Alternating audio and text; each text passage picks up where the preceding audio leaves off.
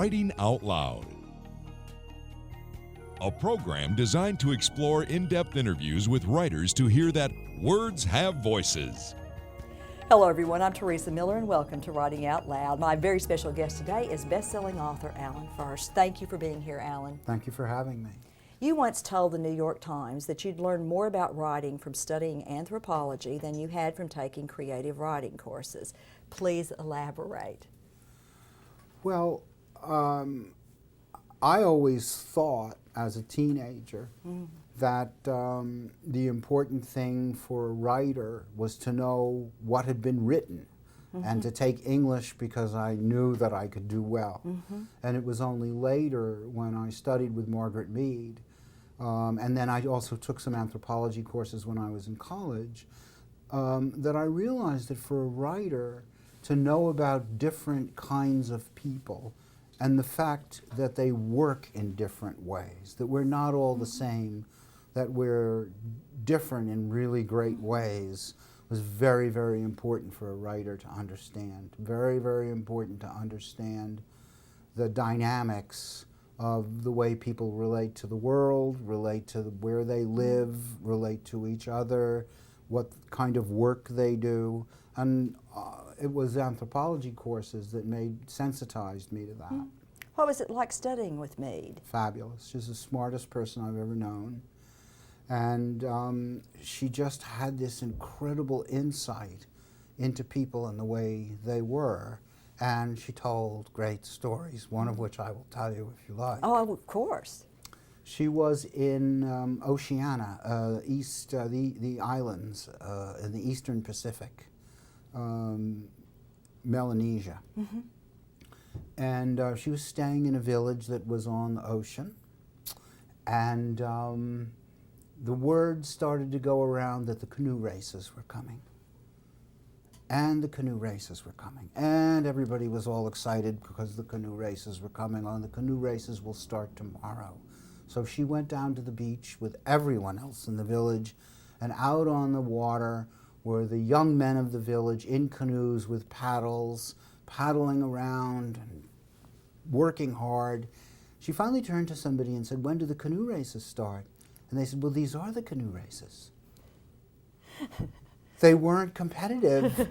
I mean, that's just the way they saw canoe races, is to watch the skills of the people who paddled canoes. The idea wasn't that one was better than another.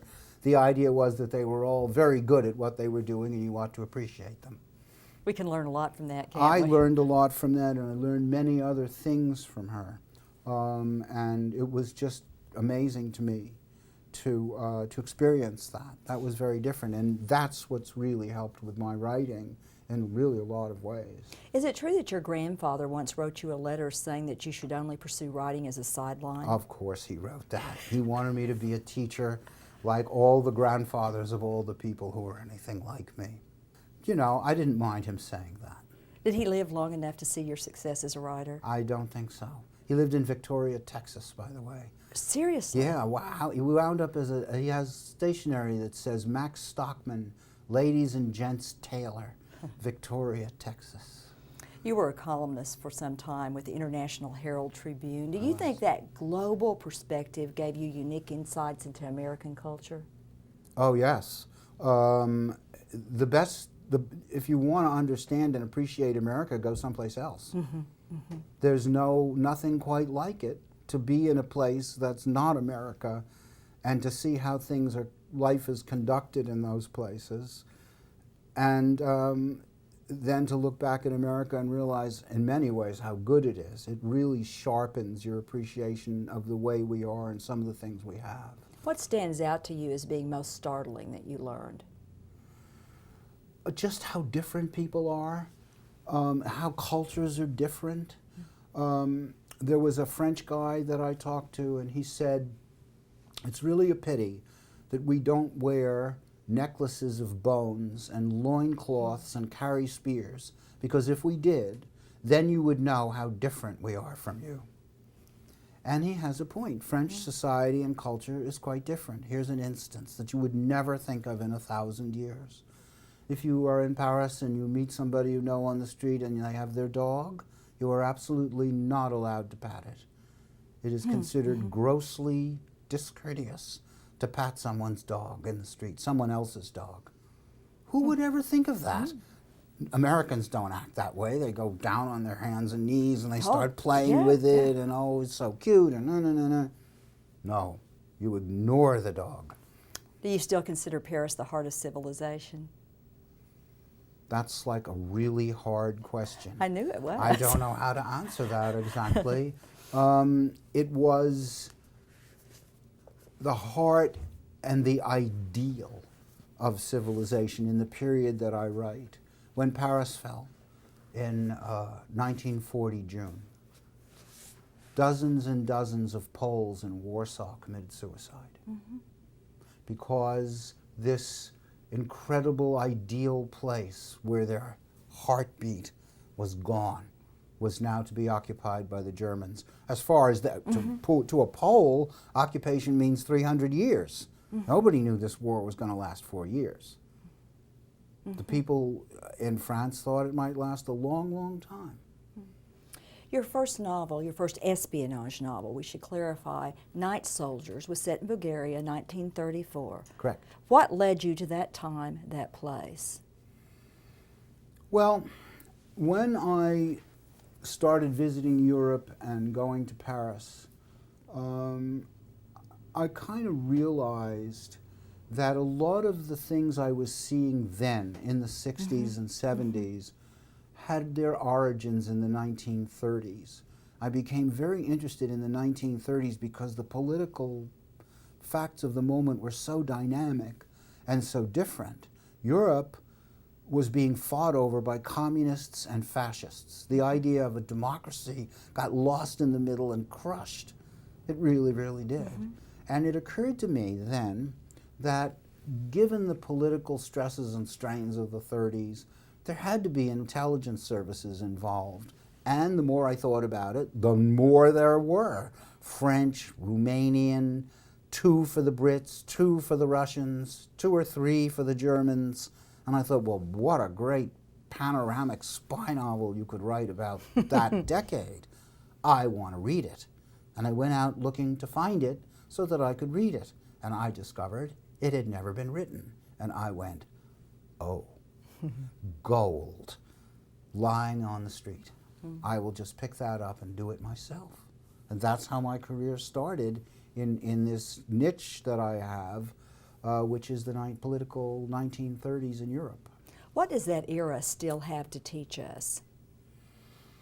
It has to teach us about political conflict and limiting it. It has to teach us about police states because most of Europe became police states at that time. Think about it. Spain, Portugal, Germany, Soviet Union, Romania, Bulgaria, Yugoslavia, to some extent Greece. Not really. The Greeks don't like anybody telling them what to do, as we have lately noticed. But they're wonderful in that way. They're wonderful in that way. If I can say something about the spies of the Balkans, yes, please about do. spies of the Balkans, there's a word in Greek that I discovered that knocked me out. It's, I hope I get it right, it's a despotos, and it means unruled. It means someone without a ruler. The word despot is in there. I don't know that I have the Greek precisely right, but it's close enough. You're known not only for your compelling storylines, but also for your meticulous research. How hard is it to balance history with narrative? It's something I'd rather learn to do spontaneously. When I'm writing a book, after about 20, 25 pages of conversation, action, love scenes, intrigue, whatever I'm doing, I like to stand back and kind of let people know, almost in the way of a sports announcer, looking at the general situation that these people are operating in and adding in as time goes by, book time goes by, adding in some political events that would be important to the characters in the book. Let's focus on the Polish officer. How did your research take you beyond historic accounts of the war and lead you to a deeper understanding of your lead character, Alexander? My research for that book was like flying over the Rockies. I was so charged up and excited because the Poles really wrote about what happened to them and made sure that it was translated. If you went to do a similar book about Hungary, the material isn't there. The Hungarians didn't do that. They just wanted it to be quiet. That's a whole other story, and it's in another book. But the Poles had all this material lying around, so to speak. No one was using it. Again, I couldn't believe people weren't using it. It seemed so exciting to me. And then it turned out the Poles themselves, because they came to me. I had lunch with some ambassador and with some researchers from some university in Warsaw. They were very grateful, because nobody had ever written about the central part of the Polish officer, which is the relationship between the Polish intelligence service, run out of an occupied country, by the way, from London, but basically run out of an occupied country, and how they helped the British in all kinds of secret operations during the war. And later a book appeared from the Polish government with the detailing of those actual operations, 10 years after the Polish officer. But it was translated early into Polish, and they really, really they liked the book. And in fact, my book, The Spies of Warsaw, is going to be made by the BBC into a 90-minute special, and the Poles have been very helpful. It's going to be filmed in Poland. Oh, that's exciting. So it's got to be, like in a crazy way, a kind of evolving relationship between me and Poland. In your novel, The World at Night, you focus on a different kind of character, a movie producer. How does history ultimately define this man? It's always the same dilemma in an occupied country, and it goes like this. Should I do something or should I not? And you have to understand that if you did something, you were really liable to die, and your family to die with you. It was very, very serious, and a lot of them died. Now, why did the French people who did it do it? This is also a good story. Sometime after the war, they took a poll where they questioned all the French people who had been involved in getting British and American pilots out of France and back to their countries. Those are weapons. Pilots are weapons in wartime, anytime. That's what they do. And these people were asked, why did you take part in the resistance? And you know what their answer was? Overwhelmingly, because I was asked. What a great, great answer. It's a great answer. None of them said, oh, because I had this deep feeling. Everybody had the deep feeling. But the question is, do you just sit there quietly, let it happen, hope it will go away, and celebrate when it does? Or you become active. But you become active at your peril, and worse, at the peril of your friends and your family. Salon.com has said that even though these espionage novels are standalone books, they all work together telling this larger story. Absolutely. Is that what it is? Yes, it's a giant book with 12 chapters to date, 11 of them published, and I'm working on the 12th. Bearing that in mind, let's talk about two of your books, do a quick take on them. First of all, Blood of Victory. Love it. Got to tell you why the title. I love to hear a writer say I love the book. I do, because it was so incredible. The story I found is a true story, and it's an extraordinary story. Now, what I like to do with my books is give them what seem like generic spy novel titles. Blood of Victory, not so. Blood of Victory is taken from a quote by a French senator at a petroleum conference in 1918. And he made a speech in which he said, oil, the blood of the earth, has become, in time of war, the blood of victory. With a line like that. How could you not write a book about that? Absolutely. And then Foreign Correspondent. Also true. It was also true that the political story of the Italian emigre resistance had never been told. It's a wonderful story. They were very brave. They managed, under Mussolini's nose, to do all kinds of incredible things, to put out newspapers. And the newspapers basically said, have hope, don't collaborate, resist the enemy as and when you can. We are going to win. We are going to have our country back. It's very, very important kind of propaganda. in time of war. And that story is in The Foreign Correspondent, and that's the story of those people. The newspaper was distributed by 16-year-old girls on bicycles whom the Germans believed would never do anything like spying or resistance. Little they knew about 16-year-old Italian girls. That's what we can say for them. You have some recurring characters in the books. I do. Recurring places and recurring all kinds of things. Who are your favorite recurring characters? There are two I like. There's a spy, a professional spy, a really good spy who spies for the British. His name is S, the initial, Kolb, K-O-L-B. And he always manages, you first see him in Barcelona, having been chained to a pipe in the toilet, released, questioned, and let go, and he's out in Barcelona in his underwear. No matter. He resumes his mission then and there. He's one of these little bald men with a mustache who's indefatigable and absolutely unbeatable. So I like him very well. And my readers like him. I get mail from them and they say, oh, bring back S. Kolb. Right. He appears at the end of Spies of the Balkans, a kind of spy deus ex machina, you know? And I like also Lady Angela Hope, who is an absolutely, what word shall I say? She's very free with herself and when it comes to men. That's very diplomatic. Is that okay? That's diplomatic. Good. And she is, British royalty, depraved British royalty. And she too is a spy, but in a totally different way. But she has appeared in at least 2 of the books, and I may bring her back again. We've already talked a little bit about Spies of the Balkans, which is your latest book. How would you describe it, though, to people who haven't had a chance to read it? What is its anthropology? Again, by reading the history, I discovered the most incredible thing. Almost like a Greek tragedy. Here's what happened. In October 1940, Mussolini, for no reason other than his big fat ego, decided, I will invade Albania. Well, he invaded Albania. And he was duly insulted by Hitler for doing that. So fine, not good enough. Hitler had France, he had Denmark, he had Norway, he had this, that, and the other. Poor Mussolini had Albania and Nice, you know? And so he attacks Italy.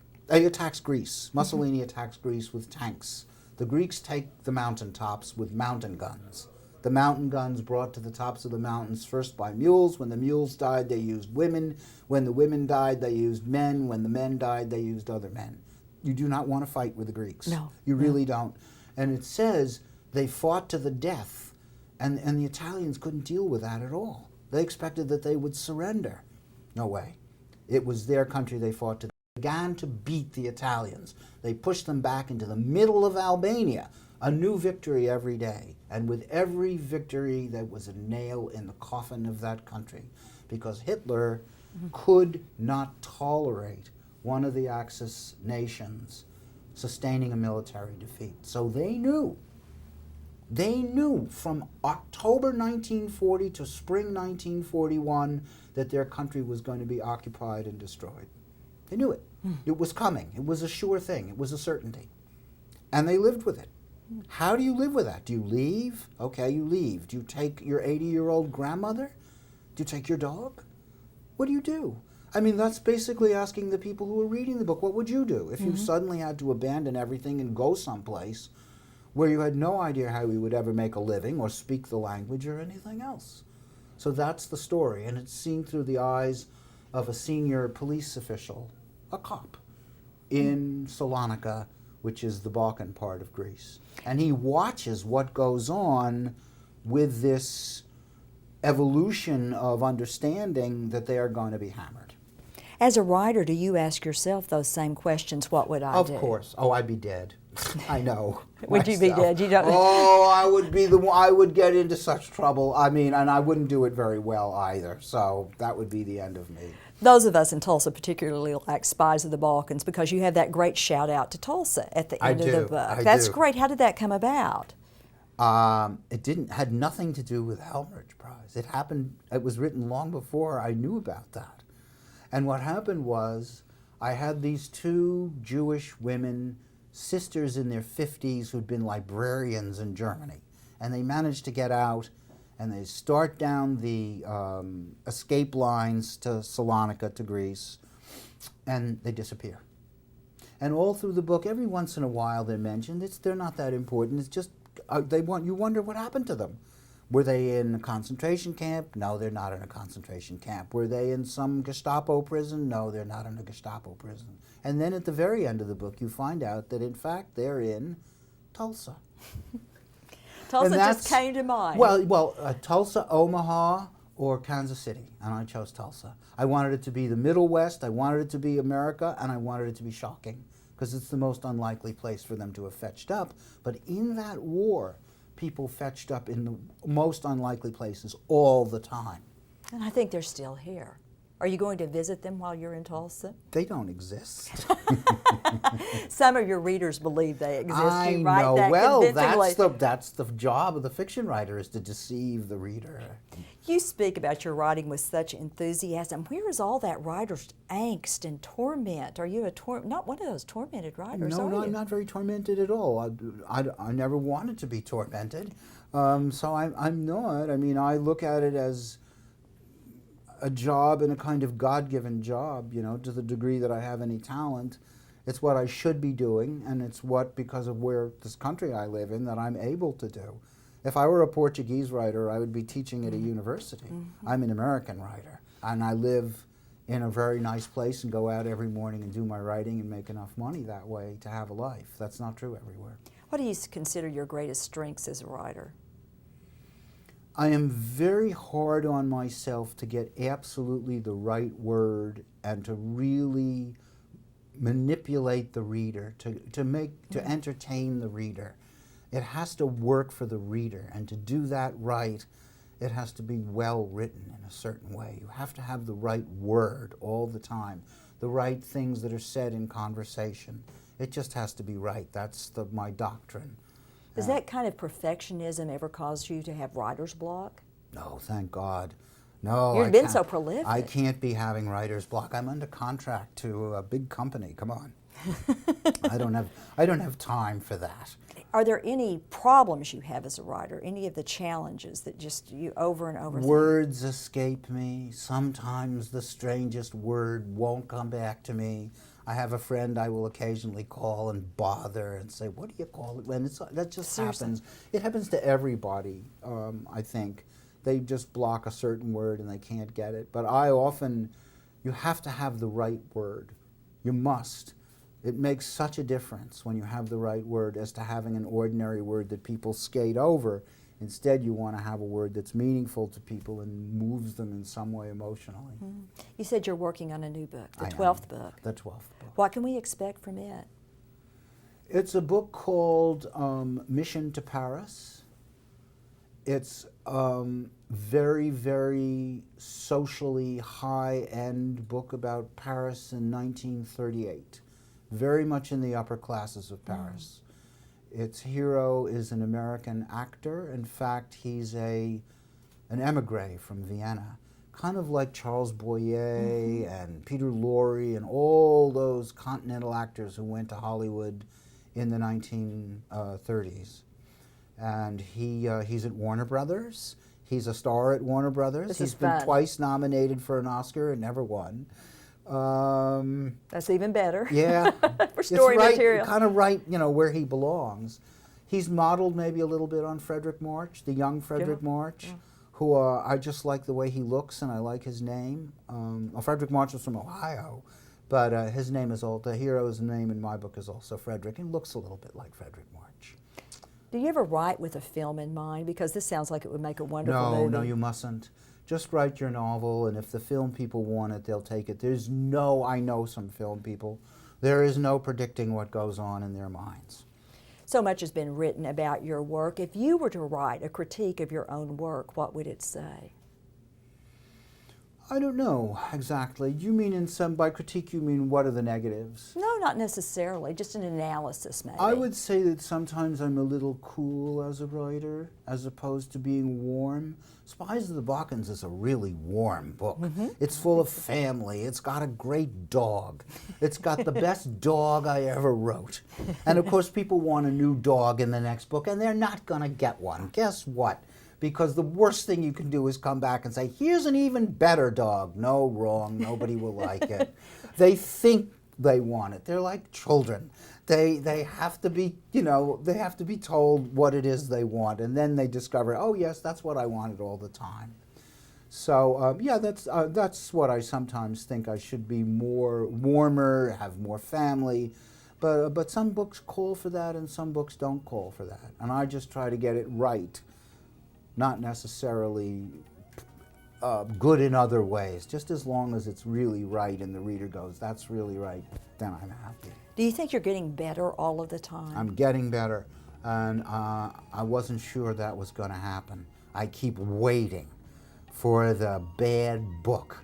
The last book out, I talked to my agent, who's an extremely prominent agent, and I said, I think they're teeing me up.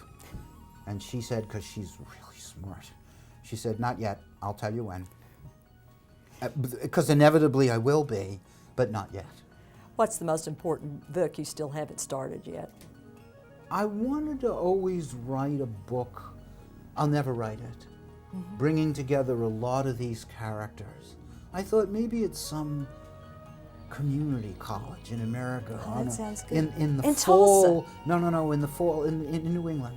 Okay. In the fall, right. but go ahead, Yeah. But in the fall of the 1950s, here are all these people at this inn in Vermont or somewhere on a late fall night, and they talk about, and they sort of lock all the books together. Oh, no, I would never write this book, I promise you. Sounds good, though. It's supposed to sound good, that's what it does. It's like breakfast cereal. It sounds terrific, and then you taste it and you go, Yeah. Thank you so much for being with us today, Alan. Thank all of you for joining us on Writing Out Loud.